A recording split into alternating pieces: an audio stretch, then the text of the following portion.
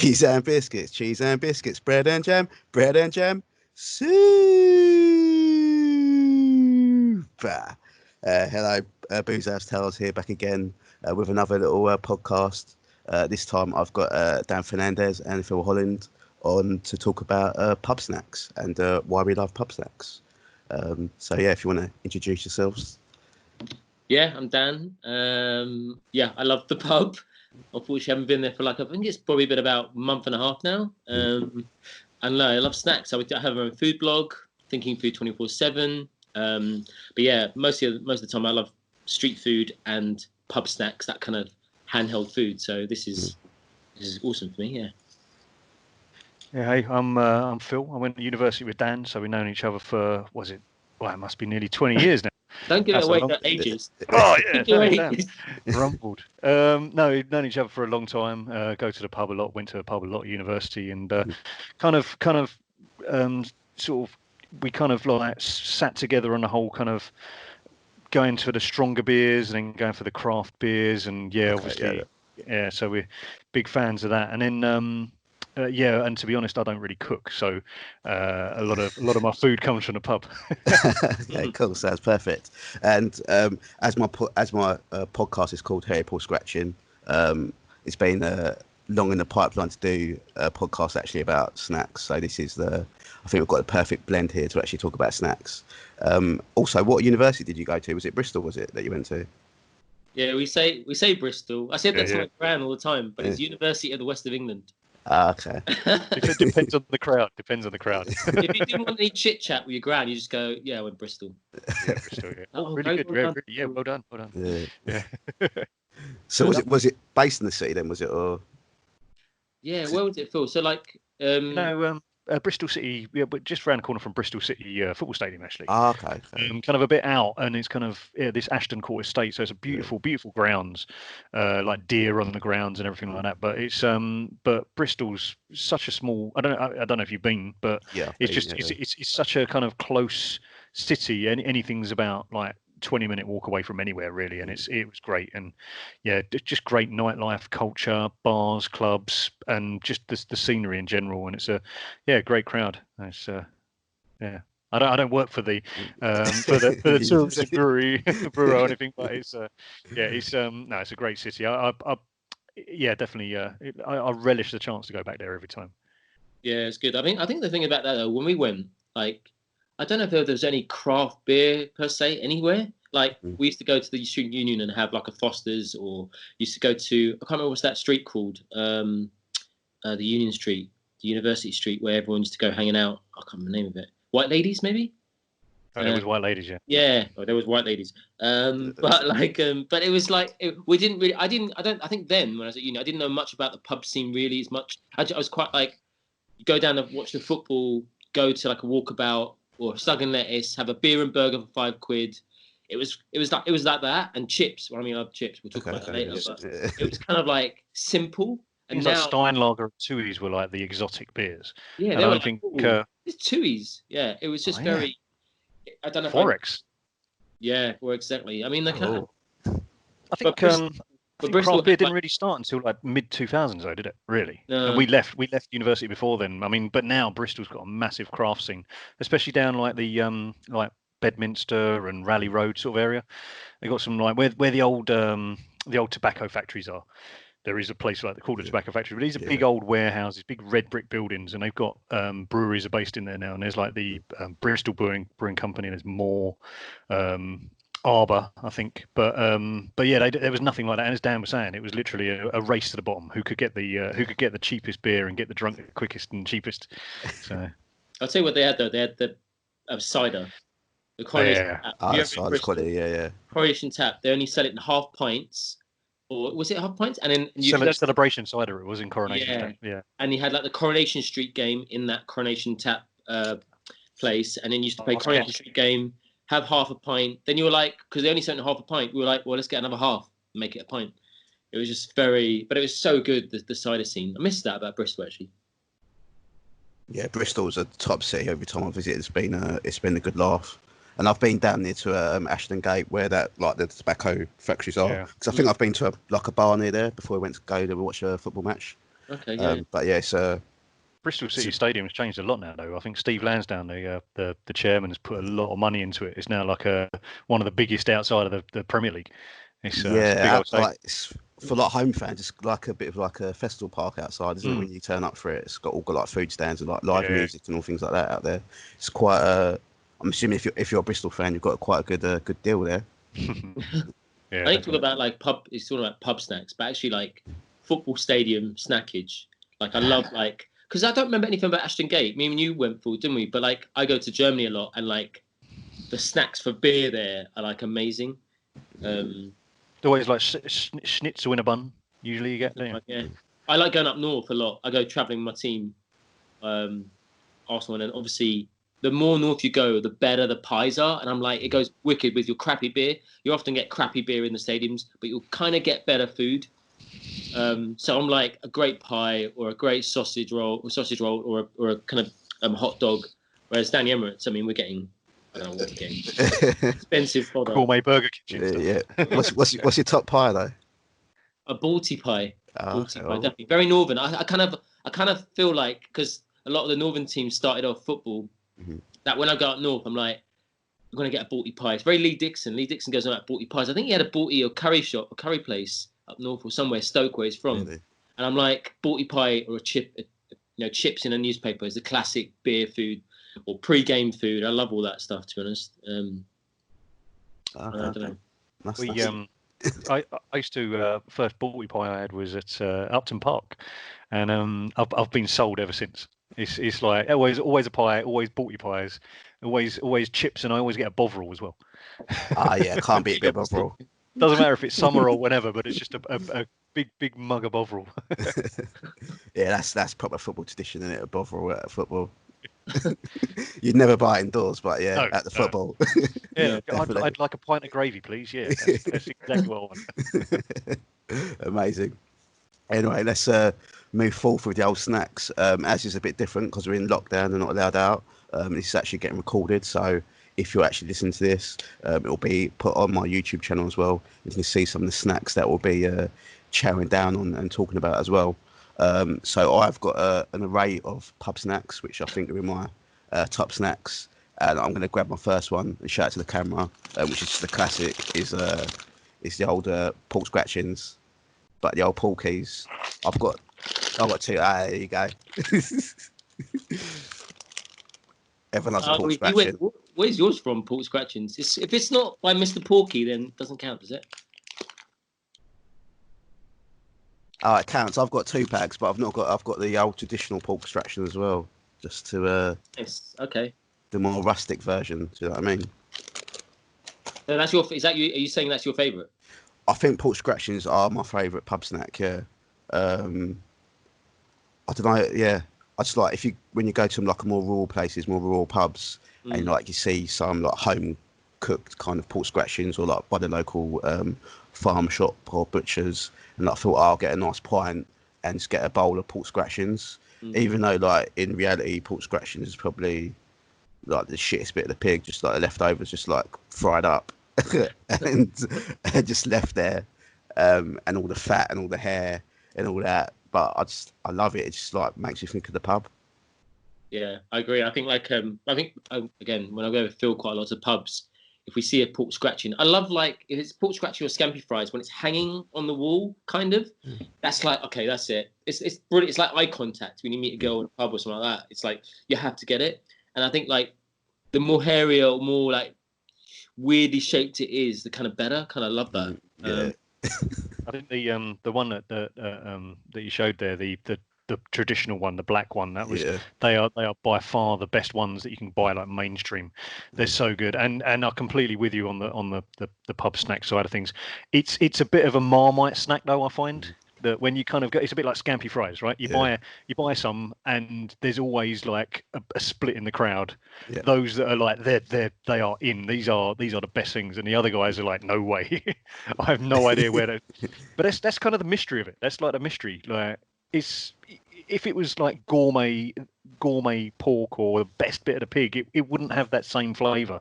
No. And it's and also there's like the has it got MSG? Who knows? Also, it's like a conversation starter. I don't know, like the snack. I mean, I don't know. It must be. It's got to be a British thing, but like these kind of random snacks called Mr. Porky and pork scratchings. If you said that to someone foreign, I'm sure there is. I mean, obviously, in Mexico they have something similar actually, and in Spanish culture, but like it is just quintessential British to me. Like one of the British things, if you think about many things like tea and beans and other little things like Scotch eggs and stuff, I think like pork scratchings is just that's a pub to me. And I think you're right. Like I think like it's in my top 3. The thing I like about it the most is that it's the saltiness combined. Like if you have a beer quite bitter, especially with the craft beer scene, and most places now are craft beer places. Let's be honest. Like it's the saltiness combined. I don't know any places that have any sweet snacks. No, I can't think of any top of my head. No. And there's a reason for that, really. I'm not sure that the sweet sort of flavour goes. I'd say maybe with a stout, if I'm going to go like on that side of things. But then that kind of feels more. I'm not a particularly big stout or Guinness drinker per se, but I find that some of the more sort of the stronger stouts, like the imperial stouts, they are more of a dessert like drink anyway.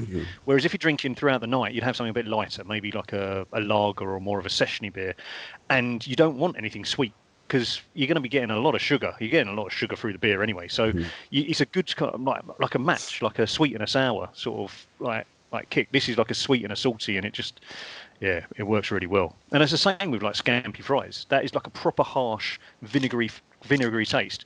Wow, they're the perfect ones, aren't they? Yeah. But, I've got a pack of scampies as well. Yeah. Have you got some air freshener in there as well, though, guys? Yeah. I mean, it's weird. Like all these snacks, I never ever think about looking at the packaging until now. I'm at home because, the fats and saturates and stuff like that. But scampi and lemon flavour, it's a cereal snack, actually. I don't even know what that means, actually. I've never read it.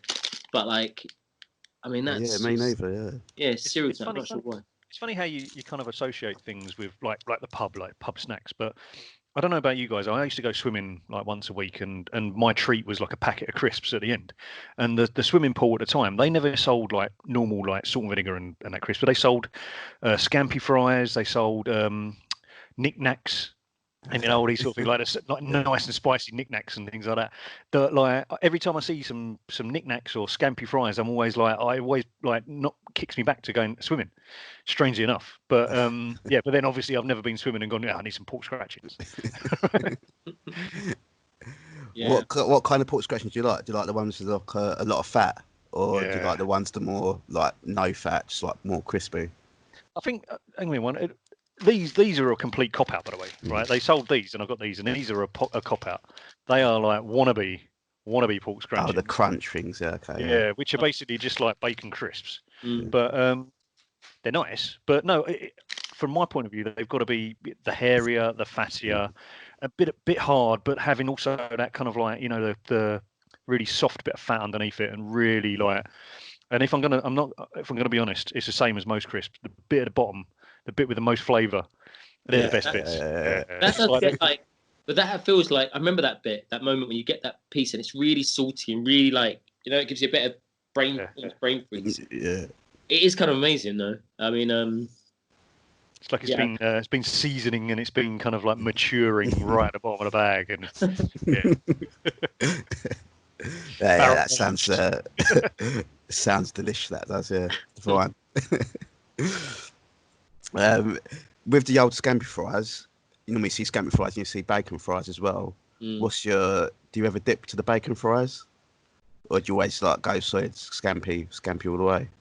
To me, I go, I don't know why. It's like I go scampi fries, but I know Phil will hate this because I know him a little bit from the pub. But like, because I know you say you're right, bacon fries, but I love like frazzles. Oh, I hate frazzles. They can go away. Right. Yeah, but like they are kind of like bacon fries. I know the texture is a little bit different, but I love bacon. I mean, and it's not even any bacon in there, obviously. Yeah. But you're right. Like to me, the scampi fries. I don't know anyone that really orders or thinks about bacon fries. I think I remember used to go to like a snooker hall, and they used to always have bacon fries and scampi fries, and I used to get both. It was always a seedy place. I think it was in Wood Green or North London somewhere, and it was just like proper seedy as hell. Was it a Riley's? Was it? Or... No, I mean no. The Riley's posh compared to this place. I'm sure I've got my Riley's card in my wallet somewhere. Yeah, exactly. Honestly, it was the dodgiest place. You you ring the buzzer and you have to look around you each time. Okay. Go up the stairs. Dark alley. It was proper dodgy as hell. There's one in Holloway Road as well, which may still be open.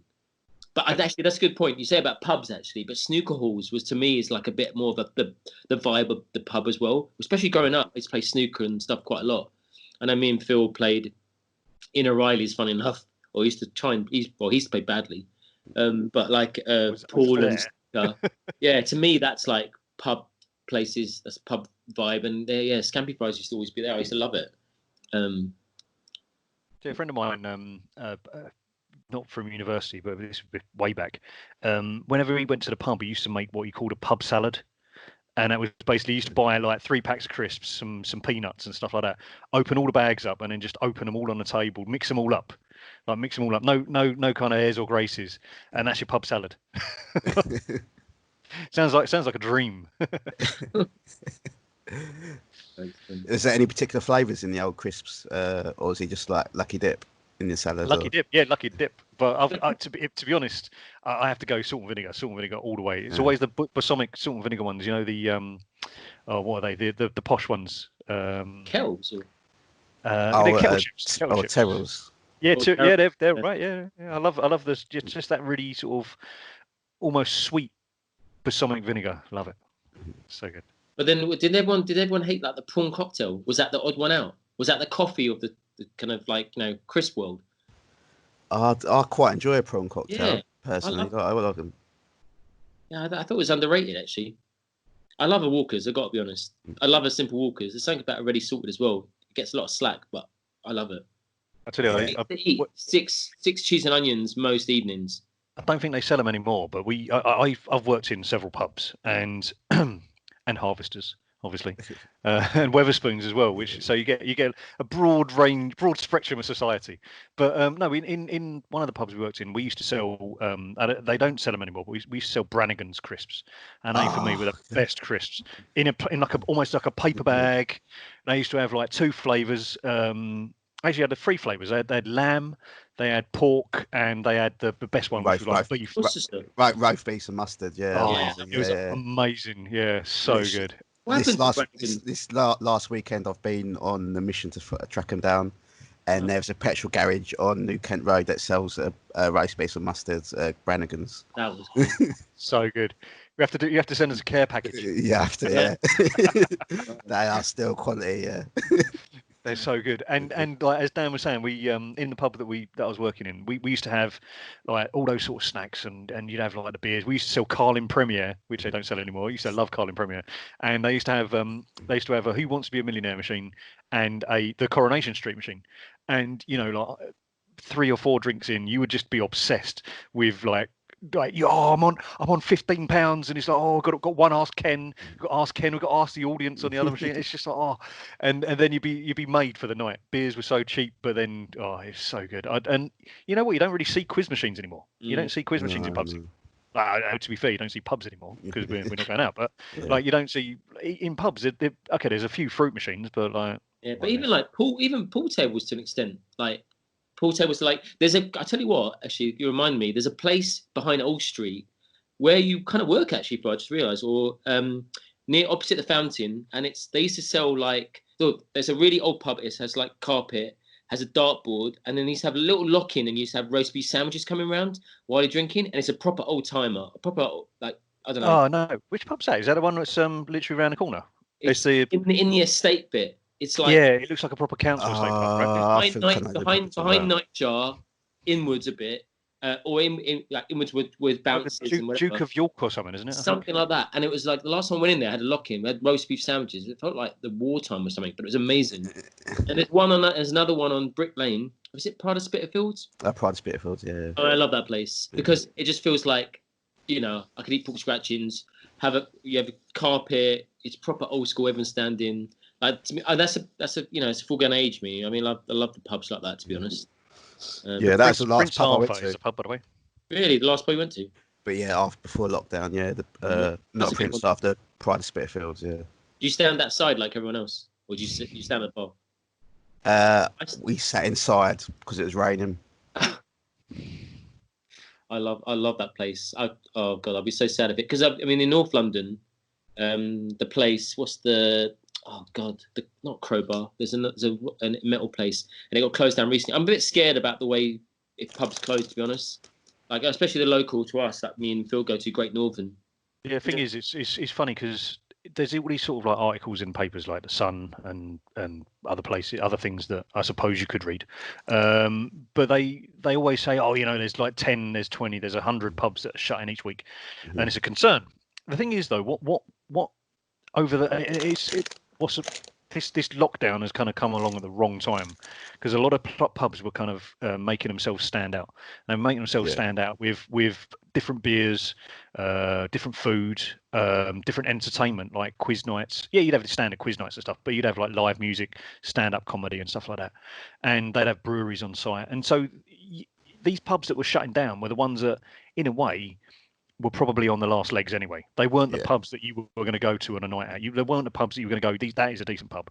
These were the pubs that were like, there was like Dave with one arm at the bar, who might, if you look at him funny, might give you a punch, right? You don't want to go to those sort of pubs. These are the pubs that are kind of shutting down. And they're the pubs that had like microwave lasagnas. They had like continental lagers advertised, which would be like Foster's and Carlsberg or whatever.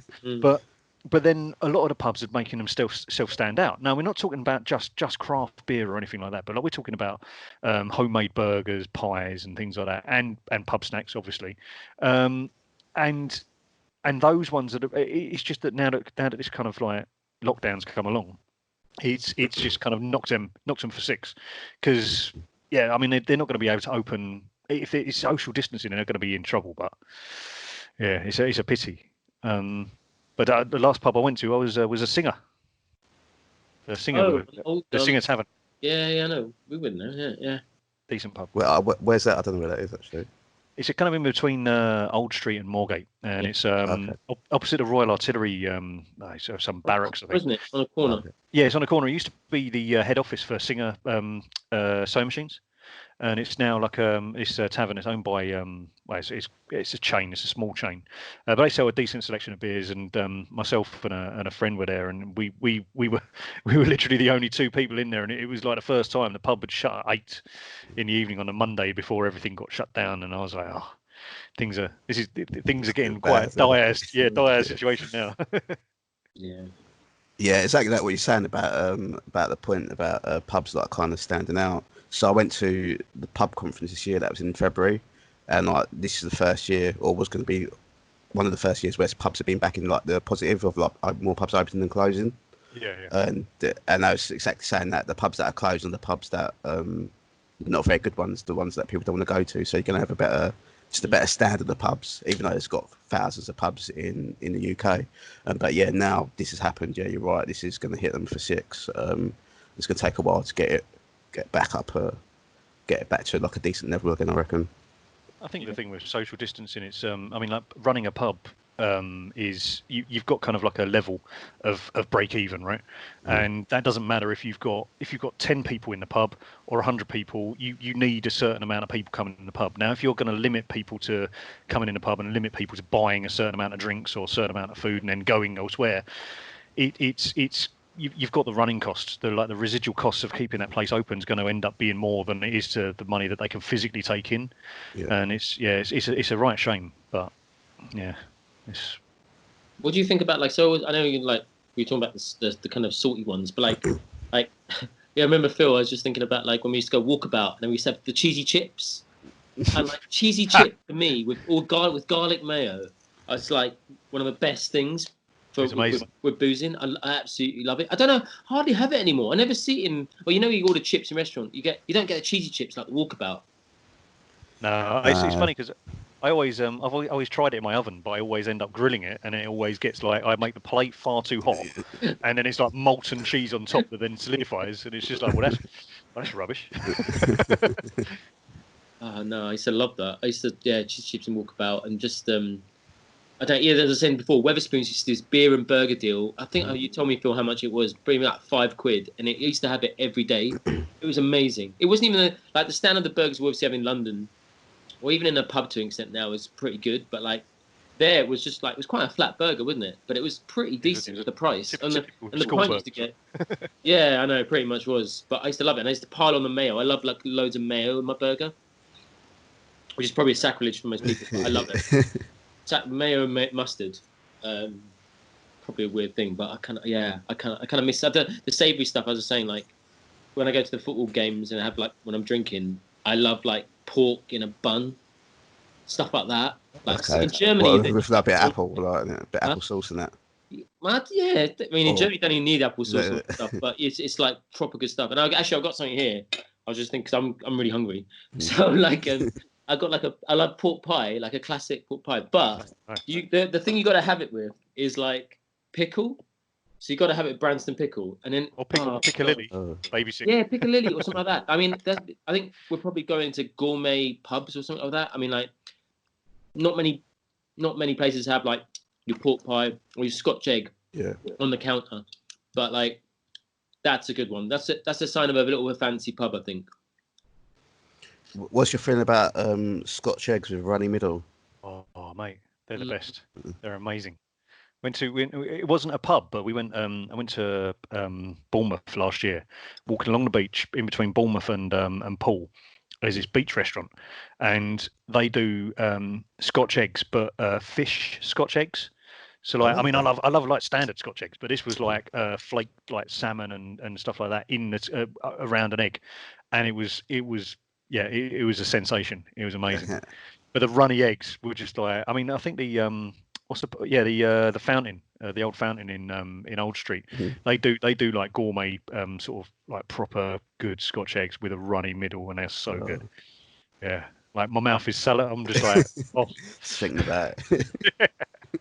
I mean, like it's weird. When I was putting it on the Instagram and stuff, talking to people about like pub food, pub snacks, there's two that immediately came to mind. There was like that kind of pickled onion munch or scampi fries in terms of the crisp world, but like everyone loved the Scotch egg. I don't know, maybe Scotch egg is synonymous to pubs, or like in Borough Market, I go to a place and I always go there for the Scotch egg.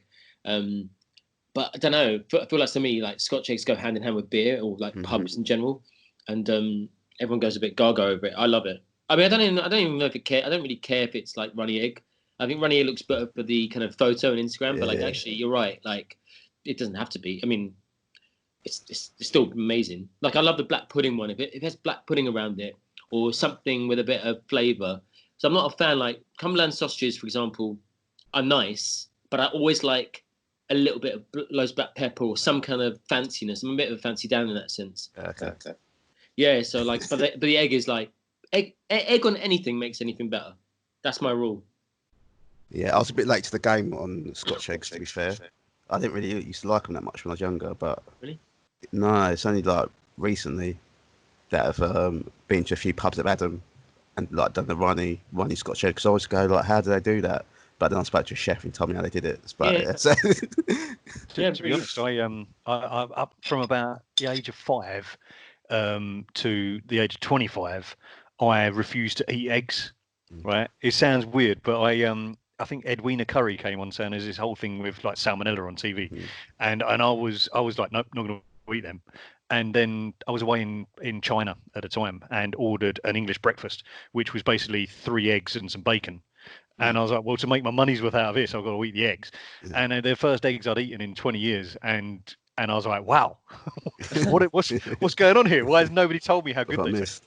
Yeah, and now it's like, as Dan was saying, like egg on anything. Yeah, a lot of fun. Nothing. It improves everything. It's genius though, and I made it at home actually recently because I wanted to test it out, and it's damn easy. Can use anything really. Oh, I'll have to have a little go at that. Yeah. Is there any other little pub snacks that you've missed out or feel like be worthy to add to the list of like in your faves?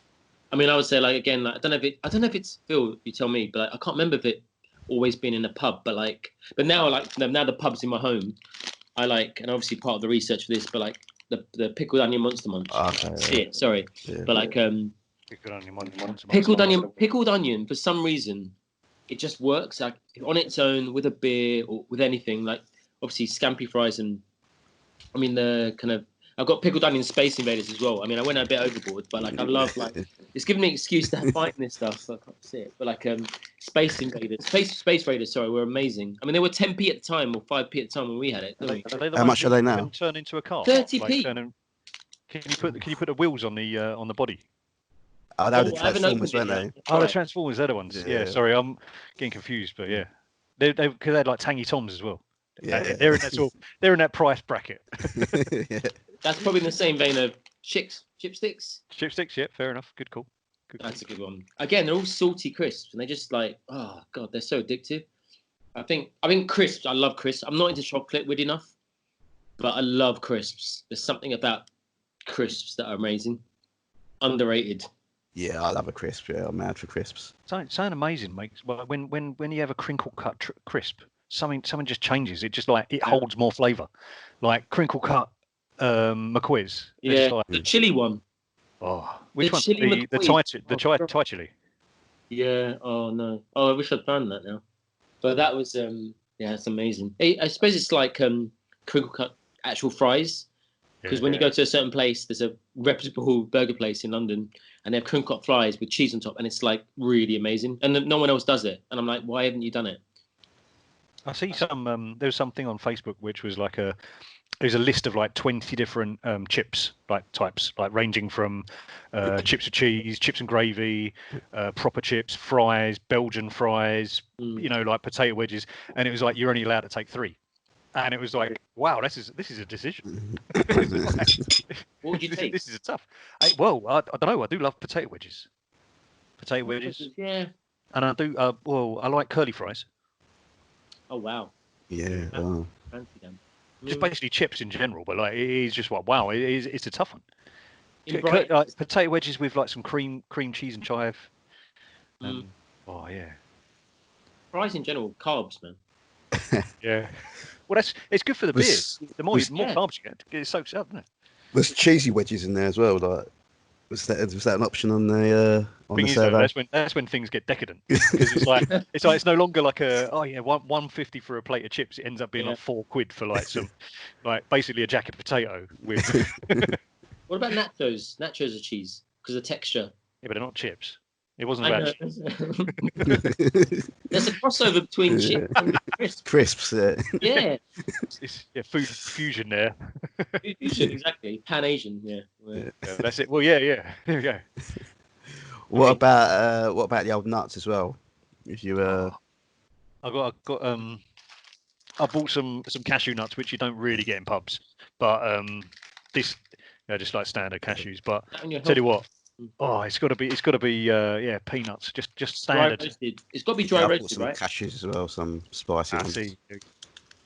I love the wasabi nuts nowadays and wasabi peas. Yeah, I'd also get some wasabi peas as well. They're the ones. They're always in those like oval packs, aren't they? Yeah, always. They're strong though, man. I mean, I love like spicy stuff, but like that's quite a strong flavour.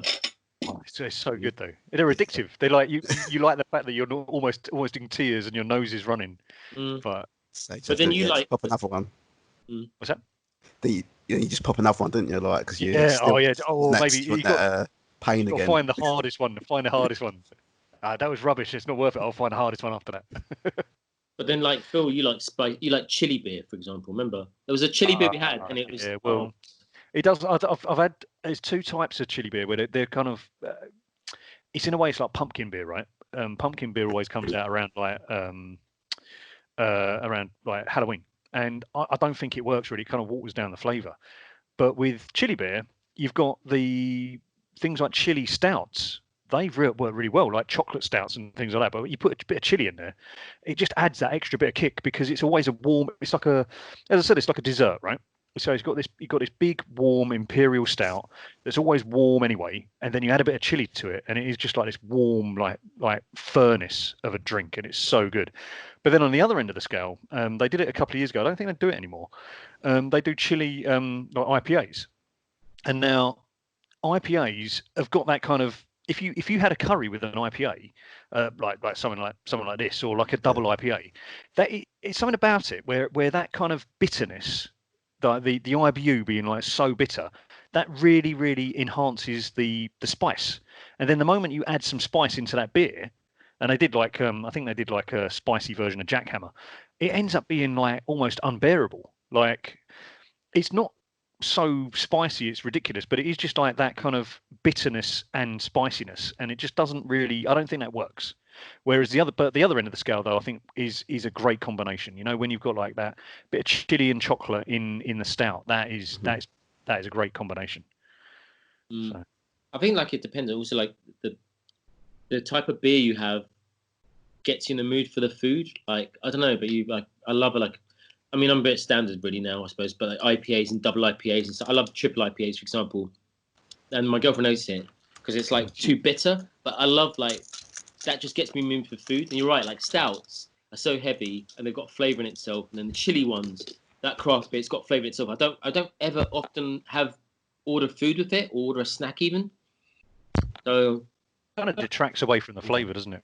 Yeah. You want something to. I mean, this is one of the things. Like, you go to an Indian restaurant, and you've got Cobra and I don't know, like a Kingfisher, and when you go to like a Thai, you've got like Singer, Chang, and things like that, which they're like really sort of smooth, easy to drink lagers, and they're there to kind of cool down the food, but they're not there to sort of take the flavour away from these like amazing dishes you're eating. Whereas something like a Jackhammer has got that kind of, or like an IPA has got that kind of bitter kick, and it kind of stands out. And you need something a bit more nondescript, I think, to go with like more standout food. Yeah, for sure. This kind of like naturally like segues into my next little talking point about like food matching and snacks. So, is there any snacks you find that you'd like work perfectly with food matching, or any like nuts, for example, or like you saying, like certain curries, like with Singer, etc. Do you find that happening with snacks? Like I know there's got certain companies coming out now, like beer nuts, for example. I think they're working with Siren and also with Tiny Rebel, and like they're matching their kind of snacks, nuts they do, with their certain beers that they do. Do you think that's going to be the next on trend? You think snacks? You mean like the snacks rather than meals, like actual snacks with? Yeah, I mean, I remember I used to go to a phase. Remember it was on TV a lot, Nobby's Nuts. I was like, I don't know, the name is amazing and the branding was good. I can't remember. Was it Nobby? Was it Nobby Holder? Nobby? Someone famous. I don't know who it was, and he did Nobby's Nuts, and I'm like, I kept on buying that each time with a certain type of beer, and I think I don't know about. I mean, I haven't heard of this partnership, but maybe there will be like a certain type of snack that goes with a certain type of beer, or even a brewery. I kind of like, personally, this is me speaking, but like I like when breweries have their takeovers in the kitchens or the stalls outside. I mean, now it's summer, it would be amazing because everyone's outside. There'll probably be 3 or 4 vendors. They'll probably curate it in a certain way. I kind of like that. It's tough though. I don't know, snacks. I mean, I always thought actually, Phil knows again. This is a lot of Bristol. I used to love that. Oh yeah, this is good. Cheese toasties at the Thekla, which is a hip hop boat, and we used to have Red Stripe. And I was like, it went together. I mean, I'm sure. And jungle, thank you, and jungle, not just hip hop. Jungle, yeah, hip hop. Yeah. But like, it was like the sticky floors. That was probably the best club I've been to, that kind of thing. But like, it was in a boat, and you used to always go at 2 a.m. to have a cheese toastie from a Georgia grill. And it just was like, it was the moment. 2 a.m. Remember that last time we were there? There was people dancing around some like head in the middle of like a big pole downstairs. It was like, what's going on? this is not what it was like. We should go somewhere different. Let's go to a different bar. I don't know. Yeah, I mean, I'll tell you what funny thing, Dan. I've said this before, right? I don't particularly like things like San Miguel, but when you're on a beach in Spain or in Barcelona and you're in a bar and you kind of think, you don't think, oh, I want this really hoppy IPA. You go, tell you what, I'd have an Estrella, or I'll have like a San Miguel, or I'll go for like whatever, right? And it's the same thing as like, you know, Singer and Chang, right? When you're in a Thai restaurant, you wouldn't go, well, I want some super like dark, like really, really dark stout. You think, well, I want something really smooth, and you go, you know, Singer and Chang just go well with that food. Spanish food in Spain and yeah, as you said, like Red Stripe, like the amount of times, I mean, I used to go to, like Fabric and that, and you go to like Bagley's and things, and there'd always be like cans of warm beer, like cans of warm Red Stripe, and it would be it wouldn't be the same if it was like some other beer. That those memories are just kind of like the night evokes, mainly because of the beer. And every time we see Red Stripe now, you just think, yeah, Yeah. some great times. But I mean, talking of snacks though, I mean, like, I think I get you. I've seen what you mean, where you basically say, oh, if you're going for this food, and they do it with wine, don't they? They do it with wine, like this meal goes well with like this Cabernet or this Chablis or something. And they started doing that, like Brewdog do it and things like that. But I think in a way, I think it's a good direction for people to go into, because people go in and buy stuff that they know, and it's the same with like snacks. That if you want to try something a bit different, and you think, well, if you're going for like this sort of beer, go for this snack. It's that sort of flavour combination. I think like the saltiness is the key. I know that the salt is not the healthiness, but it is like that's the reason why like pork scratchings are like work so well.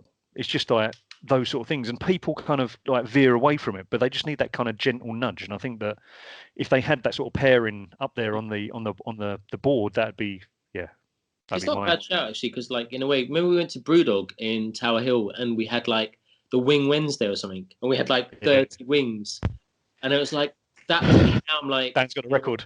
Oh, mega Brewdog. Yeah. Have you been to the one at Tower Hill? I've been there. Yeah, it's massive, isn't it? It's like huge. Yeah. They got the billiards table and stuff at the end, and yeah, it's a good Brewdog. But like, you're right. Maybe breweries should associate themselves with the type of thing, like they've done Wing Wednesday for Brewdog, and maybe there's a nuts for another. I don't know. Maybe that's an interesting thing. Maybe Maybe they should think about that in that way. I don't know. Maybe it's too clever for its own good, because the kind of small snacks that we're holding, Monster Munch and Chipsticks and pork scratchings, you can find anywhere. Maybe there should be a new direction in some sense. I mean, I went when I knew I was coming on the podcast and we're doing this thing. I kind of love. Yeah, you're right, Phil. When you go abroad and you have a San Miguel is one thing, but I love like snacks with funny names and puns. Like I went to my local. It was like an Asian shop, because I went to get some dumplings for food for like Skype have censored it. Yeah, I went and I got like Chippy. I've never heard of it. Chippy barbecue crisps. I don't know if you can see it there. Chippy. Yeah. Then I got Chick Boy. Chick Boy. Right. And it's like the Cheetos version, and I'm thinking fromage. It must be French. I got like a great one. You'd love this one. I mean, it sounds very Asian. I was looking for Asian, but it's got a leprechaun on the front, and it's called Ding Dong.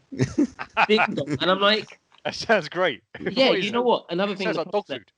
Yeah, but in pub snack world, if I saw that in the pub, or like they say about Nobby's Nuts, I would probably buy that. I'd be like, you know what? I'm gonna try it. Because it's all got a. What flavour's Ding Dong? What is it? What is it? Sweet and spicy flavour snack mix with chips and curls. It's got the whole lot. It's got nuts. That was a brave question you were asking there. Yeah, I mean, I don't even want to. I mean, it's got everything: green peas, it's got all the shavings off the floor in the crisp factory, right? Yeah, pretty much. It's like that Just Right cereal. They've got Kellogg's Just Right, which tastes great, but it is just like all the bits of cereal that like come off the end of it. Oh, there's not enough for a box. Just chuck it in there.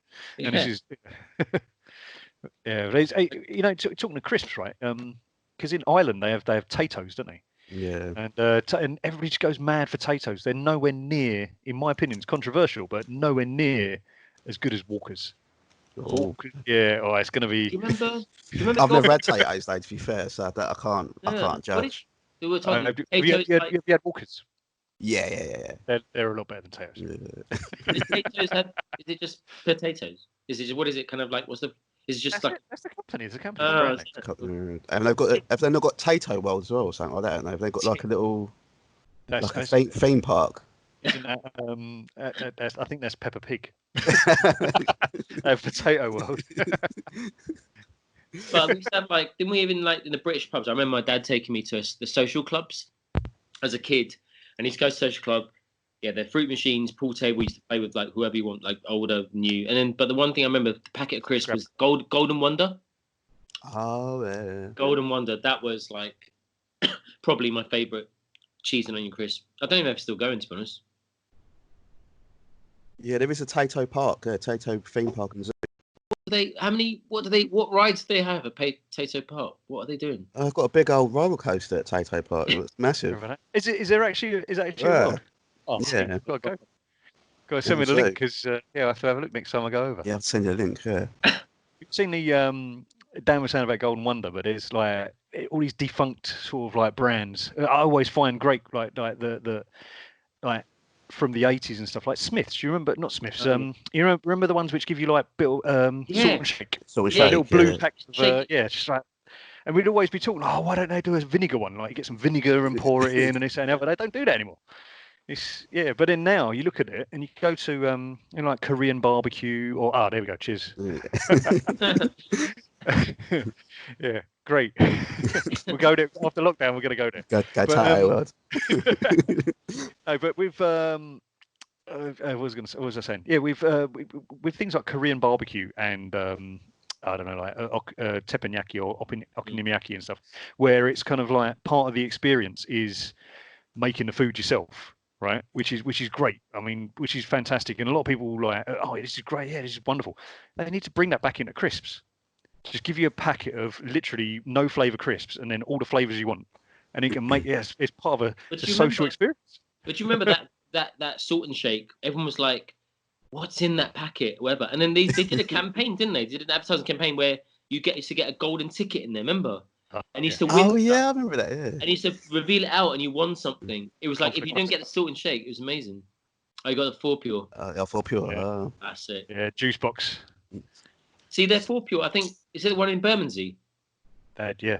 Yeah, they've got like the hot dog, Oh My Dogs there, and they have on something on a weekly basis, like similar to like Beavertown in Tottenham. They have a weekly rotation of like 1 week is kind of like a buns, then it's hot dogs, burgers.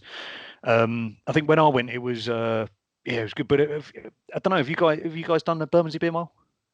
Yeah, I have. Yeah, well, I didn't complete it, but yeah, I've done it. Yeah, nearly completed it.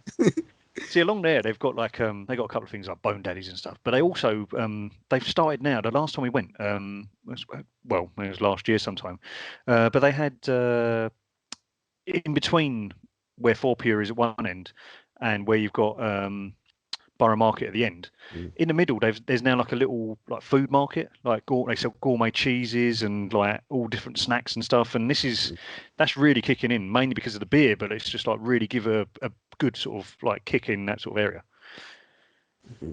I think I went to Cloudwater there, and then I got a beer, and then I went out. I was like, can I just take my beer out and get a Tucker Burger, a burger place just down the road on a beer malt, but they wouldn't let me take it out. Yeah. I like the idea of that. Like if there's a food market in the street on the beer mile, especially where you can just like in Portugal, you do that quite a bit. You can take your pint out with your glass and walk out in the street and eat your food on the street. I like that interaction. If the breweries are really close or pubs even, especially social distancing, maybe that's a way around it. If you can use the outdoor space, that'd be kind of interesting. I love it. Yeah, that could be the potentially future of. Just like we have a market with some food stalls and beer stalls, that'd be good. So I think with that's a weird one, isn't it? Like Bermondsey Beer Mile is good. There's some good sort of like spots along there, especially like 4 Pure, Brew by Numbers, the Colonel and stuff like that. But then, Moore and Cloudwater are next to each other, right? And the thing with Cloudwater, they've got this kind of almost like Masonic following, like really kind of like dedicated people that are just follow the beer, and when we were there, that had a proper queue around the corner, like a massive queue. It's so weird. Like decent, but yeah. What is your top pub at top brewery in Bermondsey Beer Mile? Mine's definitely 4 Pure. I think they've had a lot of investment from a major. I think it's either Miller or Asahi, one of the two. But they've invested a lot of money into it, and to be honest, they've put a lot of effort in. Whereas like Partisan's good as well, but Partisan beer is not really my. I mean, they're quite sour and go for saisons. Moore and Cloudwater are excellent beers. Trouble is that they're not brewing there. They're kind of like just tap rooms. So they're bringing the beer from like Manchester or Bristol. But no, definitely 4 Pure. I think Brew by Numbers is good, but Brew by Numbers is basically like drinking outside someone's garage. Um, Yeah.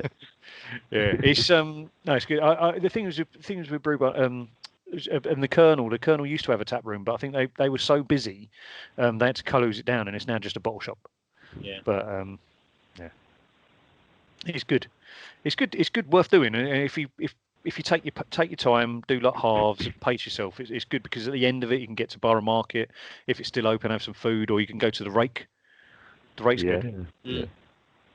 No, it's not bad down there. I mean, I personally think like the kind of UK scene, the breweries have got really, really good in general, and that it doesn't have to be London. Like I love the northern scene. When I go to Huddersfield, is it? Well, you've been there, Fallon. I can't remember where it is. What's the Huddersfield and Yorkshire scene? I've been to like Sheffield, but I didn't go to any like breweries. Just went to a few pubs up there. Last place like brewery like that, I went to Manchester, but I just Yeah. like did like Cloudwater. Well, Northern Monk, but that's from Leeds. But they've got like a pub in Manchester, and then also like Track as well. Yeah. Went to Track Brewery in Manchester. That's decent as well. Yeah, I kind of just want to go like. Magic Rock at Huddersfield, I think, can they? That's yeah. Oh I think yeah. Yeah. But just in general, I want to go like I kind of feel like next when we're allowed out back, I want to go to a brewery and do a little tour around the cities. Just go around and check the brewery out, check the city out for food and stuff. It's not all about London, really, you know what I mean? But like Track and Daya. Daya, actually, that's what I'm planning. We're planning a few mates. We're gonna go to Daya and check out the food scene in Cheltenham, and then go to the brewery after. And I'm sure there's some food in the brewery, but like that would be nice. I think when the lockdown's finished to do like an outdoor space. I mean, we're lucky. Beavertown was obviously near kind of us, some of us, but like have a massive outdoor space, which I love. It reminds me of It's so funny. A couple of years ago, we were there in Brewdog, not Brewdog, sorry, Beavertown, and we had a couple of cans, and you're effectively sitting in a car park in between a Eurocar parts and somewhere that sells T-shirts, and you're having this drink, and you're sort of sitting there, and you're going, when we was at university, did you think that we'd be sitting in a car park drinking cans of beer when we were 30? And we were like, no, probably not. But the sun was blazing down, there was food, there was drinking, great. But Dan, you know what? I mean, that I think you've hit the nail on the head there, because a couple of years ago, like before marriage and children, we used to do trips to cities in the lower and go like to watch a lower league football match. So we used to go. We used to like go there on a Saturday, spend the day around the town, watch say like Nottingham or Norwich or I don't know. We went to Southampton when they were in the lower leagues as well. Watch some football. Went to watch Newcastle as well. And in the evening, go out for a night out and stuff like that. But I think if you take the football out of the equation, go to a brewery, get some food, get some drink, and still have a night out, but just go for like that sort of different thing. I think there's a great call for that. As you say, it's not all about London. And if anything, it's more about outside London. London's just kind of catching up with the rest of the scene in craft beer. It may be the case that, like the way things are going, we may not even get to travel abroad for quite a while, that we may have to explore UK. Maybe good for the beer scene in general, I find. Like, we have to discover. I mean, I went to the Cotswolds recently and found an amazing pub, and we got Ebrington Arms, and then we had like they had them brewery, they brewed their own beer, and I was like, well, okay, it's a bit ale-y, which I'm not a fan of too much, is that flatter ale, that nutty ale. Yeah. But like, I was like, you know what? I'm discovering bits of the UK, the beer scene, the food scene that went with it. It's actually quite a plush setting with food, I thought, very gourmet. But like, I kind of like that. I kind of feel like we never, like we in Londoners always say, we've never been to London Eye. I mean, I've never been to London Eye actually. Yeah. So like, it's pretty decent. Yeah. Don't go there. But but in general, like you kind of want to discover. Maybe it's a good thing for the booze industry. I mean, I think at the moment, beer the shops are doing quite well. I think I'm buying more beer than ever at the moment. I'm ordering a lot of beer. I wish I could order some more glassware and actually some more snacks and stuff to help the pubs, my local pubs. To be honest, I'd love to do that. Oh yeah, exactly. Did you steal that? Borrowed from somewhere. Borrowed. I used to do that from my local. Yeah. It's like this one. I got this. It's borrowed as well from Fox in Haggerston. Their pub don't exist anymore. Pub. Oh, I love it. Yeah, that's the one thing I'm like. I hope the you miss stealing glasses. Yeah, I do. Back to the pub, isn't it? Just trying to act casual past the bouncer. Yeah. Why are you walking like that? Oh, nothing. Just Yeah. the way Got a dodgy leg. My mum used to hate that. I used to come home. I used to have why have you got 5 pint glasses? And I'm just like, oh, cheers. Yeah. Cheers. And I think onto my next little staple that I do is is a curveball. So it is a bit off subject, not about snacks. This won't be about snacks, but it's still about cooking actually. As I've been in lockdown, so I've been indoors, been over the stove a bit more, cooking like pretty much every night because you can't go out to restaurants, etc. What's your favourite hob on the oven? Like, what's your top hob? as in like one of which one? Yeah, which one? Yeah, which one out of the 4? Oh, 4. I've got 6. Oh, But do they all work though? Because like mine, like they never. Then there's like 2 that don't work, and it takes. They need a gentle nudge. You need to tap them a couple of times. I got a 4 standard ones. Okay. 2 slightly bigger than the other. Then in the middle, I've got like a proper pan one, which is like if you're gonna have like a big pile like a vat of something, and it's got like two grills there. That's like if you put like a frying pan on that, the egg is done in like seconds. but no, it's got to be top left. Top left or bottom left. You've never used the hob in your life there, ever. I mean, I had to ask my wife for that question, but. Love. What's your favourite? I'd say weirdly enough, mine's top right. It's like I don't know, like a creative thing. Like in your mind, they say the top left and how your top right work. I always gravitate to the top right. Well, hey, when you think, apparently, if you think to your right or your left, there's a certain rule of thumb. But I've always gone to top right. I never think the middle. Yeah, I don't know. The middle was the biggest one. Biggest was better. But I'll go for the top right. But my bread bin's right there. Your I can't put a panhandle around that. Well, my wife can't put a panhandle around it. Do you have gas? Do you have gas or what? You got? Yeah, gas. Yeah. Oh, not a lot of people have. My mum and dad had to get. They've got a new. They moved recently, and they've got a new. Like one of the. The one with the red rings around them. Not gas. I think it's electric or something like that. Oh, but it's not like. And but then I didn't realise that like loads of pans don't work. Yeah, that's it. You can't use normal pans with them. You've got to use a special kind of metal. It doesn't just heat up. So they've given me loads of pans, and like I'm like, wow, this is like a free gift from Argos. Yeah. Happy days. I think my one's the bottom left. I always go for that. Get your frying pan bottom left. Yep. If I'm like boiling something, then normally the far end. Normally top left really as well. If I'm gonna just like cook some pasta. So bottom left, but even that it probably doesn't make sense. Like I've got the frying pan on the bottom left and the pot on the top left. Should really try and mix it up a bit, but I think I'd stuff the left of my left of the hob. I think. No, I don't. Yeah, I've never thought about that. That's true. Probably is. Are you all left-handed or right-handed? Are you right-handed? I'm right-handed. Right-handed. That's weird. I don't know why. It's a fair point. Sorry, that's even weirder because you're. The pan's on the left-hand side, and you're like you're veering across the danger zone. Is that crossing swords now? Makes it more exciting, Dan. Makes it more exciting. Okay, that's true. That's what I'm going. I'm going wrong. Damn it. But yeah, it's one of them things that you probably never think about. But yeah, you've got you have got a favourite hob when you're now rustling up some food. What is your food at the moment, though? What's the food you're cooking? I'm cooking a lot of fish at the moment. To be fair, fish. Okay. Yeah. What sort of fish do you go for? Bit of bass, bit of mackerel. I've got some trout, some rainbow trout on the go. Have you been fishing or something? What's going on? Yeah, it's fishing in South London. Yeah. What else have I had? Bit of tuna chunks as well. Tuna. But like tuna in a can is amazing. Like I know you said tuna chunks, and you're talking about this fresh stuff, but like more fresh stuff. Yeah. Gotta be. I love. You can't get. I think you can only get yellowfin tuna now, but like bluefin tuna is the one where you can do like medium rare, like proper steak. So nice. Yeah, and have like a proper tuna niswa salad. I mean, I wouldn't make it myself. That sounds go to a restaurant.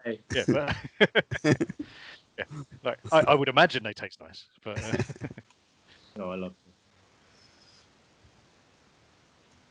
Yeah, what about you? What have you been cooking recently? It's been your lockdown munch, yeah. Or both of you. I'm weird enough. Like, I'm really, really enjoying this kind of like time off to cook. I never used to get time to cook when I was working like properly, but like now at home, you kind of get to manage your own time. Weird enough, I haven't really posted on my own channel, but like, or my Instagram or anything like that. But like, I'm really enjoying like the fake away stuff. So I made KFC 3 times in the last 5 weeks. I made like because the Colonel's secret recipe came out online properly, apparently, from his nephew or something like that, like a distant relative, and like the 11 spices. So I cooked that twice. I've tried different oils. I'd made a sausage egg McMuffin. I made a Scotch egg with a gooey Scotch egg.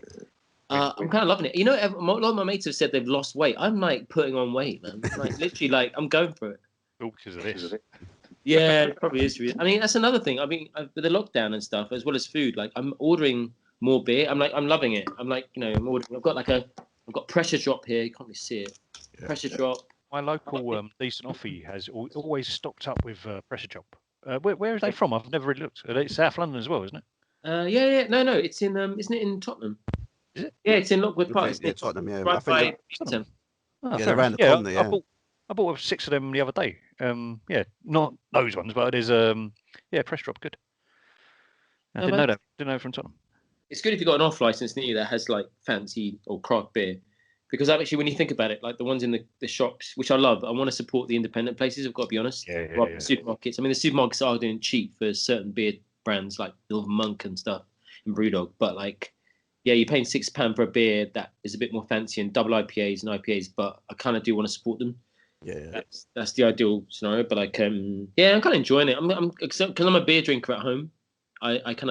I'm alright, and I like to cook, so it's kind of alright for me at the moment.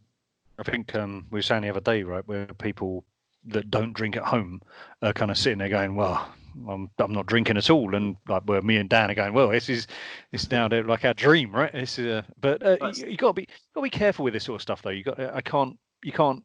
It's easy to get into like a habit of kind of, it's the end of work, so I have a beer and stuff like that. So you kind of got to draw, as well as like drawing a line in the sand of when you're going to finish work, you've got to draw a line in the sand on like when you're going to have a beer or not. I mean, it's otherwise you're kind of like at home all day and you might as well have a beer. But I mean, to be honest, as alluded to earlier, I don't cook at all that much, really. I mean, we don't really. I wouldn't say we cook. We you put stuff in the oven and put stuff in the hob and things like that. But I think ours is pretty like having. I've got 2 girls that are pretty fussy eaters. When I say they're fussy, they're just like plain, like pesto and pasta and stuff like that. But I could live on pesto and pasta, and having like pesto and pasta with some with like meatballs, pesto and pasta with some chicken, and it would I could live on that.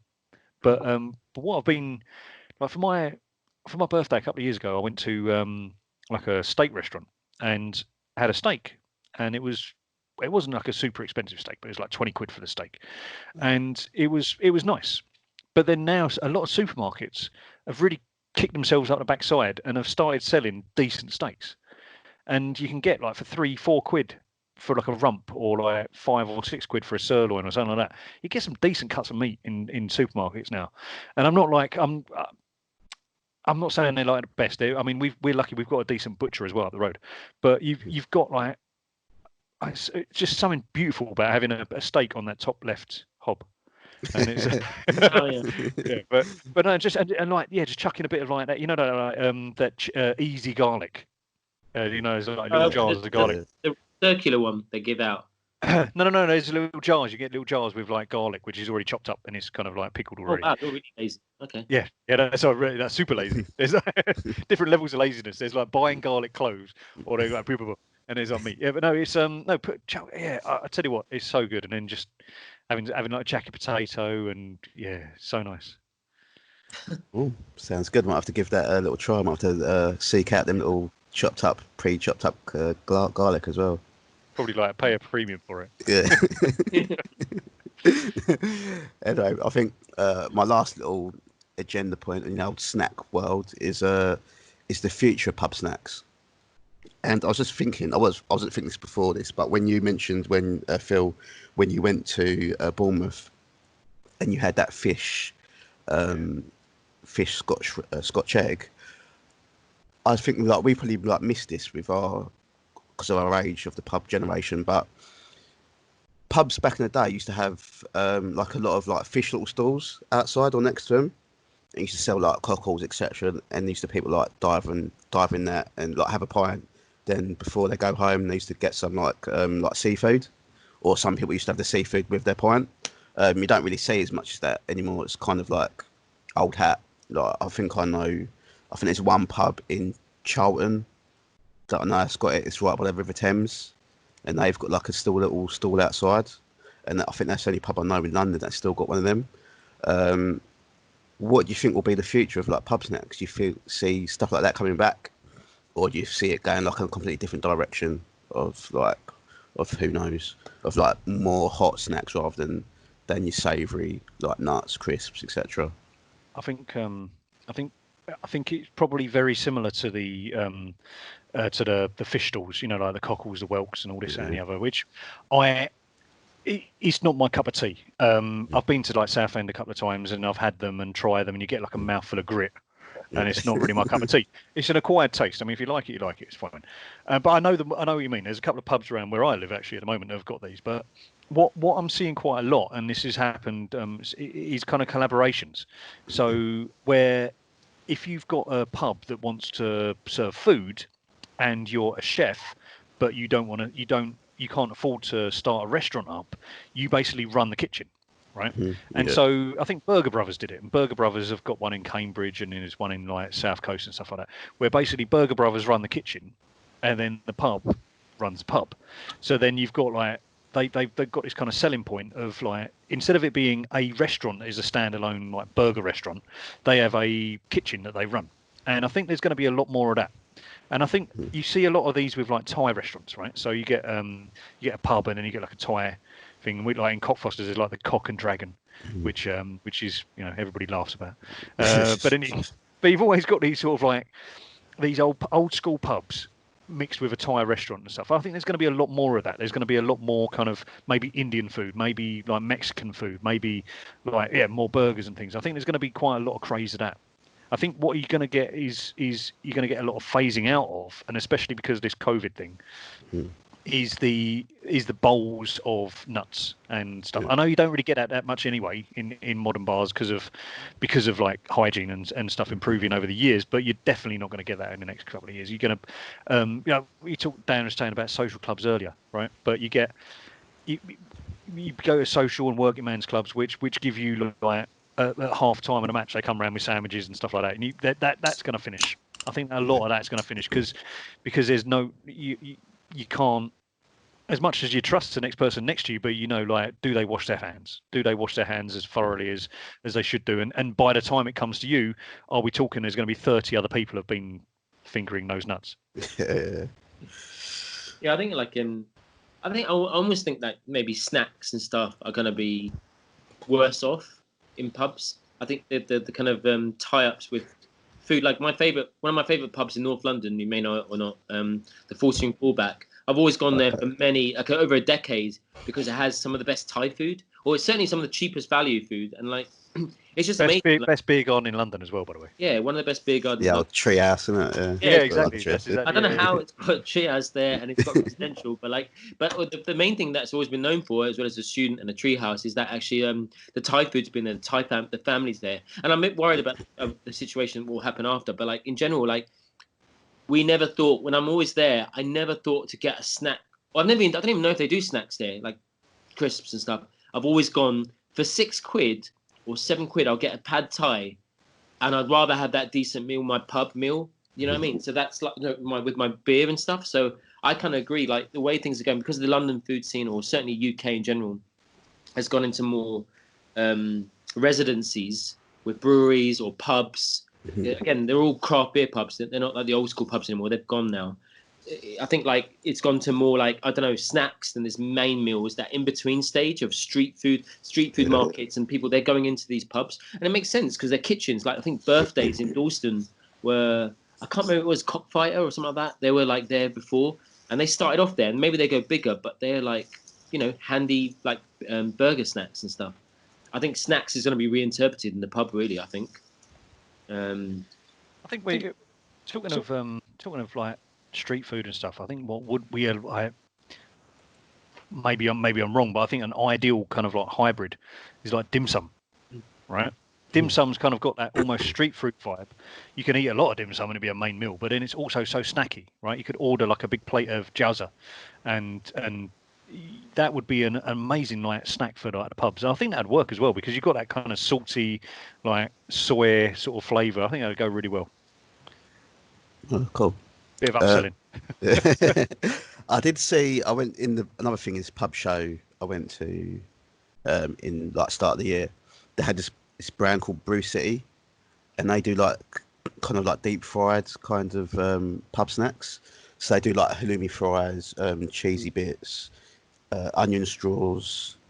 Like they do like mac and cheese, like kind of little weird.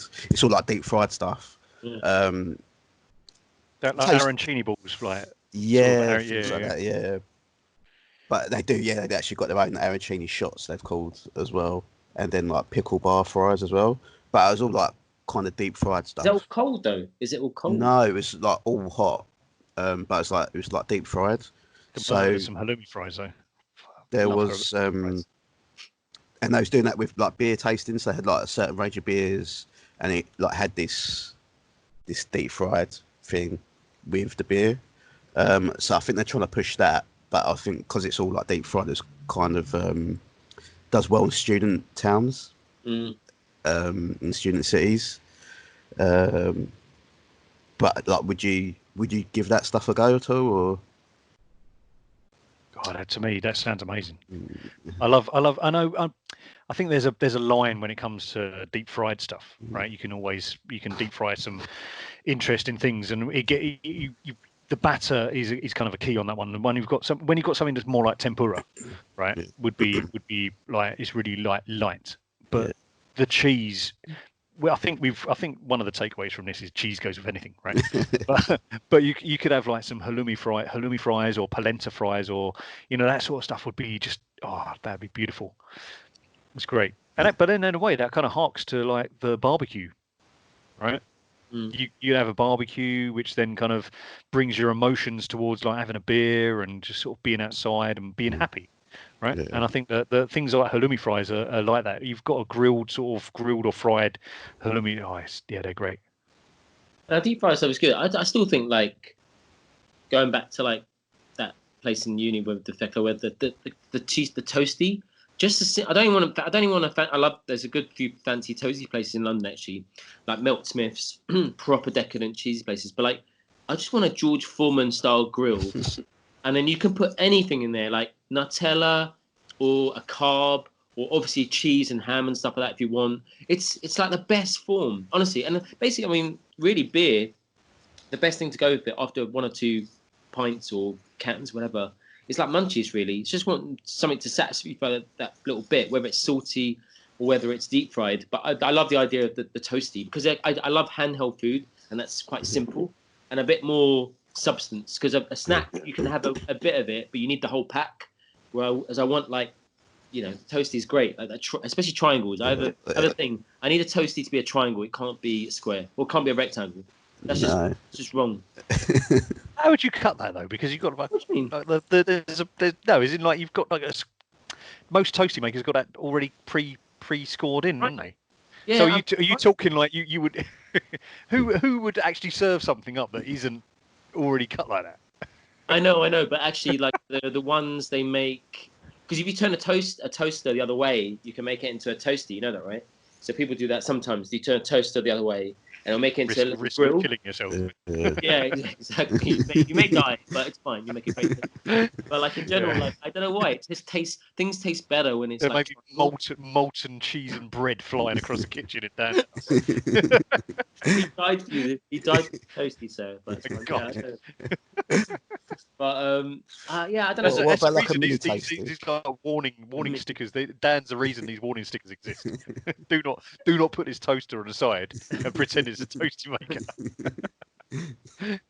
Can't go wrong with bread, man. Think about this. When you must have done this, Fallon. When you at uni, or certainly, I mean, like when we growing up or younger, garlic bread. Yeah. Did you ever have garlic bread when you came back home? You know, I think nowadays you don't have much garlic bread. I used to have garlic bread in the fridge, put garlic bread in the oven, leave it, and then that garlicky, bready, you know, not the Pizza Hut style garlic bread, the ones that's the round ones, the Elon. Baguette, Yeah, baguette. It has to be that. That is I was like, going to say, and like you come back from the pub and put some garlic bread in the fridge, in the oven, and then forget about it. that's and what fall asleep on a sofa, because I've done that a few times. And then you wake up with a smoke going. Might have done that. Damn. Sorry, yeah, Mum. I've done that a few times with a pizza when I used to live in Hackney, and the old Holder block had to be evacuated because. Oh,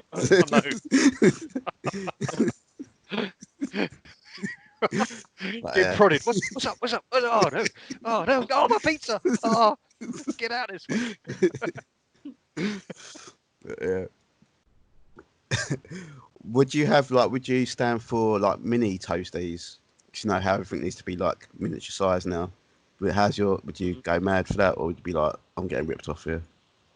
No, you'd get rid of. I think like you'd have to have a few mini toasties, wouldn't you? I mean, like with beer, the whole point is when you have beer, you're getting the munchies, you're getting the taste buds are flowing. You kind of, especially with 3 pints or whatever, you kind of need a few more. So I mean, yeah, mini toast could work, which again is a nice invention, but you need like a fair few of them. It's not a bad idea. I just love the idea of the toasty because it's got anything in it, and it's the bread. It's the bread. It's you need that carb form. That's why chips and stuff like that, and then crisps. To be honest, like crisps and the stuff we've been talking about are great, but they are the stepping stone to that bigger top level, which you're gonna have at the end of the night. I mean, that's why you go for a kebab at the end of the night, or that's why you go for a pizza or a chips. You know what I mean? At the end of the night, I suppose that's what we call pub snacks. I suppose when you're inside there, but I'd love like a bit more that in between. If someone can nail it. Yeah. I think what would be good is like the social element, right? I know that the whole idea is going to the pub, you're watching TV, or you're talking to your mates, but I think that you need that kind of like, this will kind of like freshen it up, that sort of social element of you. I mentioned dim sum before, but like something like that, you know. And I think that like Korean barbecue and stuff, that is a good middle ground where it's like it's bits you cooking your food, right? I'm just imagining that in the pub, like. But get rid of the pool tables, put a massive grill down, and then just like everyone, just one table in the whole pub with the extractor fan. Yeah. We have a great time though, but. Yeah, it was really good. Yeah. But it was in the way of the TV. That's trouble. No, I know what you mean. No, I know you mean about social element. Well, for food, yeah. Well, the future. No, that's a good point actually. But again, it's space, isn't it, as well? Space in a pub. It could be like a novelty thing, a bit like, is it Cats and Jammers where you can pour your own pints? Is it a bit like that? Yeah. They could do that, like pour your own pints and cook your own snacks. Oh, okay. So now, yeah. Now I know you mean, Phil. Okay, that I thought you meant it's the cooking element right in the sense of everything. Yeah, that could. That's interesting. That's the main point. But I mean, that'd cause chaos. Is that Tiny Rebel? It's a Northern Monk. Oh, I've got that one. Is that the raspberry one, or is that the other one? Or mute? It's on mute, isn't it? You're mute. Oh, schoolboy error. No, sorry. It's this is a Northern Monk. It's a hazy pale ale. Sorry about that. Oh, I've got that in the fridge. Yeah. Managed to go an hour and a half, and there's a raspberry. There's a raspberry Northern Monk as well. Yeah. I can't. Yeah. But the thing is, I can't really. I don't. There's the sours. I can't deal with that, and I can't eat anything with the sours. Like we go back to it. Like you need a beer that's kind of like standard. Or like a little bit like hazy, and that's it. I can't really do with anything else to have food with. Tell you what is amazing, and I think we found this last summer, and I'm definitely going to buy some this summer. Is the German or Austrian? I think they do like Schofferhofer or Stiegel. Do these kind of these like basically effectively a shandy, like grapefruit shandies, and they're kind of like about 2%, if that, and they're big lagers, and they are they're kind of a weird hybrid. They taste a cross between like a fruit juice with a beer aftertaste, or a beer with a fruit juice aftertaste. They're only about they're in these big bright orange cans. You see them. So like a hard seltzer, is it? Is it like that? Is it? Oh, yeah, maybe. I think so. Have a look in some supermarkets. They've got them in like big bright orange cans, and they like I think Schofferhofer's one of them, and the other one is Stiegel. But they do these things are amazing, and they are. Well, last summer was like the hottest on record, I think, wasn't it? Where it's like mid 30s for numerous days. If you're having a barbecue with that, there's no point going in deep with a 7 or 8% beer, because you'll be out for the count after a couple. But if you add like a 2% beer, and it's just it's a great beer to pace yourself and go with the barbecue food. Actually, there's some good like non-alcoholic or like 0.3% beers actually in general. Like you're still like harboring for some food and stuff in general. I think it's pretty. I think the beer scene in that sense has gone really good actually. I'd be interested to know. Like you said, did you say I haven't been there, Phil? You went to Brewdog in the non-alcoholic. Brewdog as fuck, isn't it? The one in Old Street. It's a funny one that, because it's COVID's kind of messed a lot of things up, but I don't think that. I think that was a bit of a proof of concept, and the proof of concept was either going to work or not by Easter. And by Easter, I think they were, because it started off in January, and it kind of coincided with dry January. But the trouble is, and I think that for a mass market, I don't think it'll work. The reason for that is that what you're used to having is a beer for £5 or £6 or whatever you want to pay for a beer, and then have a soft drink if you're not drinking. Or if you're having a non-alcoholic beer, you're not going to pay £5 or £6 for a pint of non-alcoholic beer.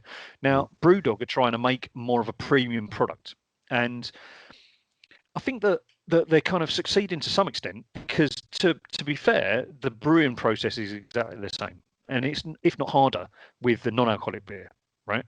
But the trouble is, you're paying £6 or £7 for a pint of non-alcoholic beer in a pub that doesn't sell. Well, it doesn't sell anything. It sells like non-alcoholic wines and non-alcoholic gins and stuff like that. But they're all at the same price you would pay for an alcoholic beer. And I know that's not the point. You're not trying to save money and things like that. And I think that in the whole location of London, I think that Old Street, Shoreditch is the right place to do it, because that's where you get a lot of quirky things, serial killer and stuff like that, right? You've got the cereal cafes and things. This is the quirky place to have stuff. But I think they've kind of missed a trick that it's a proof of concept in so much that it can work. But I don't think it was going to work, and I think by Easter it was going to shut down, or at least convert, because it's a prime location where it is. I don't know if you guys have been there. Well, Dan, you've been there with me. Is where the old it's the old draft house opposite of the old really? Okay, yeah. And it's a decent location in Old Street. It's a go to aquarium after that. That's it. There you go. Yeah, so you slip that. Yeah, wasn't that where they have the phone parties there, don't they? Yeah, car wash. Yeah, car wash. That's the one. Yeah, car wash. Yeah, my wife has been there. And along from there, there's a few gentlemen's clubs I've been told about. Dan's told me about them, and it's no, but it's. I think that this year has been a massive positive for non-alcoholic beer, and I always do non-alcoholic dry January, and I was trying to do a couple of other months this year as well, but the reason for it felt really easy this year. There was so much choice. Normally, it's kind of like everybody goes to the pub and it's I have Diet Coke then, or I have a lime and soda. But now it's like, well, you know what? You can have a beer that doesn't taste too bad. And a lot of this stuff even like tastes like shandies and stuff like that. And it's like, well, this is actually quite a nice drink. Yeah. Like you drink a couple of these. And I think that's the big killer. If you're going to be drinking Klausdaler or like Beck's Blue, that's different, because they are flavorless to some extent. But I've actually, like, the first time on my beer order to the local shops, like I ordered non-alcoholic beer in my order because it's so good. Mikkeller and Lervig, they're really good for non-alcoholic beer. And there's now a beer. One of my mates is doing a non-alcoholic beer festival, or someone I know, and like I actually would take part in it. You're right. Like some of them taste like not beer to me. It's not beer because it's a bit juice or shandy. and then some of them actually do taste a bit more like the beer flavour, and that'd be interesting. I mean, like, I don't know, would you if you had a non-alcoholic beer the whole night in the pub, would you even want to have food? I don't know, like, and that's, that kind of feeling when you're getting a bit woozy. Like, do you want to have? I don't know. I've never done that. I've never been on. I think with another thing, harping back to this pub conference thing I went to, they was like it's apparently going to be a big push this year about no-low beverages. No-low. Yeah. No or low alcoholic beers and alcohol. And I was talking about how it's about moderation and also about being like psychosomatic. So even though if you've got a no-low beer, you're still there with all your mates, and like it looks like you're having a beer, but it's literally it's like 0.5 or lower, or maybe like a 1% if that. So I think maybe if they've got that psychosomatic edge in it, they probably still want you to go down a kebab shop afterwards, even though you're not drunk. It's a tricky one. I think it's not just the drunkenness, but after, as I say, like in January, and I did a bit in March as well, where you're drinking these drinks and you get quite physically bloated from drinking them, having some crisps and nuts and stuff. But then at the end of the night, when it's kind of like the prospect of having a curry or something like that, you think, I think I'll just drive home. I'm not ready. But you're still understanding. You're like, I'll just go home. I'll just cook something garlic bread in the oven. I'll just go home. I'll save myself falling asleep in a balti. It's just, which did not happen. It didn't happen.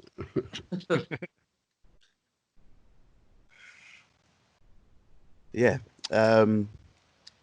I think that's about it, really. I think we've covered all bases there, really. Is there anyone you want to shout out at all? Any snacks, any breweries, any beer, anyone?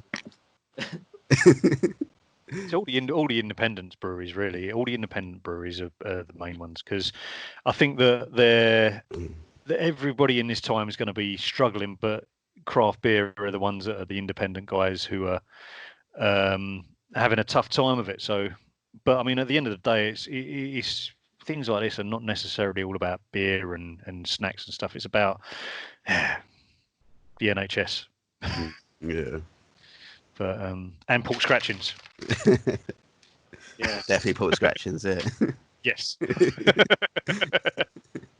No, I think like I think like the breweries and stuff aren't doing too bad in a sense. The big ones, or even the independent, because at least they can. But like I'm wary of like trying to support the local pubs, because the pubs haven't got much at all. They don't even sell beer. They don't sell food. So how are they surviving with the landlord and stuff? So I think like the shout should go to your local, your favorite pub. Embrace it. Like whether it's the Great Northern in North London, or whether it's something in Elkirk Road or South or whatever. Like I think you'll find like a lot of places will be, because there was a stage, wasn't there? I think you said like where people like the pubs dying out a bit, they're closing, whatever. Yeah. But then it got back on track. I think like I would appreciate it more. Like I can't wait to embrace someone for a start, but like hug the nearest person next to you when the football game's on or whatever. But like I think the pub culture. Yeah, it's a fair point, Dan. I think that you've got to look at the pubs that are. Yeah, I know. We're saying about standing out from the crowd and that, and making yourself different, which is completely the point here. But you've just got to look at you look at the Weatherspoons in the world. You look at the other big pubs in the world. If one is struggling, it doesn't really matter. But you look at like the independent guys. If one's struggling, that's just them. And I think although the Great Northern is part of the Fuller's family chain, whatever you want to say, it would be things like that where it's basically doing something slightly different. The moment they start losing money or start not making as much profit is when they start deviating, and then it's like then they turn into like, well, we're going to be a copy and paste sort of like Foster's, Carlsberg, Carlin sort of Stella pub, and I think that they're doing something different. So support that sort of thing. I echo all that really. It's all about supporting your local pub. As I see, pubs used to be are part of communities, and I know it's been kind of taken away at the moment, so we're all like literally stuck indoors in our own houses. But pubs and restaurants are places where you'd meet your fellow person that from your community, and like in a pub you'd go and meet them, watch the football, have a chat, just catch up, just like socialise, find out what's going on. But then that pub, you always have like fond memories of that pub, and like your kind of community base, or just seeing people that in a pub that you're not your mate, maybe like just acquaintances, but they drink in the same pub as you, and like you see them and you just like say hi and you have a little chat. Do you know what I mean?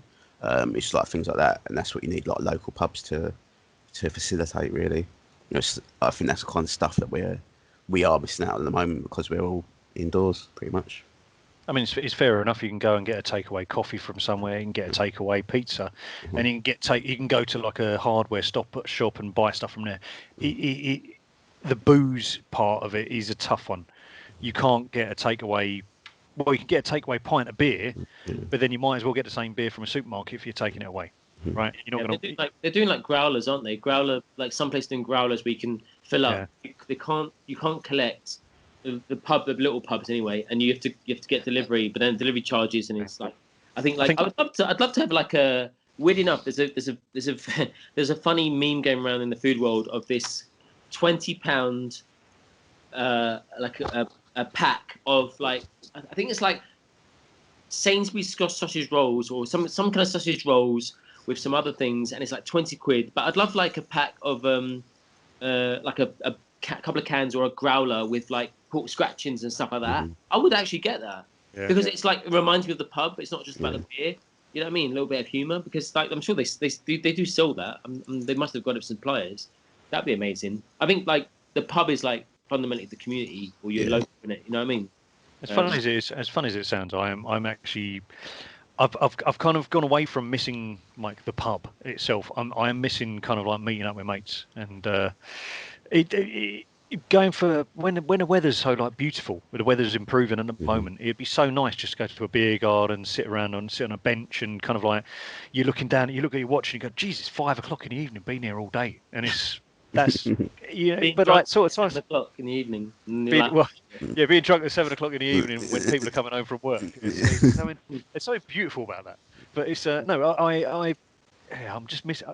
I am missing sort of like meeting up with other people. It's not the actual. I'm not missing the pubs themselves. I'm missing the people that I'm meeting up in the pubs. Hopefully we can get to some kind of solution soon. Yeah. Hopefully, fingers crossed. Yeah, because the pub's it's just the vessel, isn't it? Really, for the social interaction. Yeah. But you're right though about the memories. I think that there's some good. I always go on about like my local pub. It's turned into houses now, but I always go on about this pub. But the amount of memories you have there, and it'll be good to create new ones. Yeah, yeah, for sure. Anyway, I think I'll have to wrap this up here. Then I think after being jacking on. It's crisp now. He's actually got to eat his pork scratch, hasn't he? I fucking loads. So I'm going to say thank you very much, Dan and Phil. That's been a banger, and this will be out soon, and I'll spread the word. Anyway, thank you. Have a good night, lads. Cheers. Nice seeing you guys. See you soon.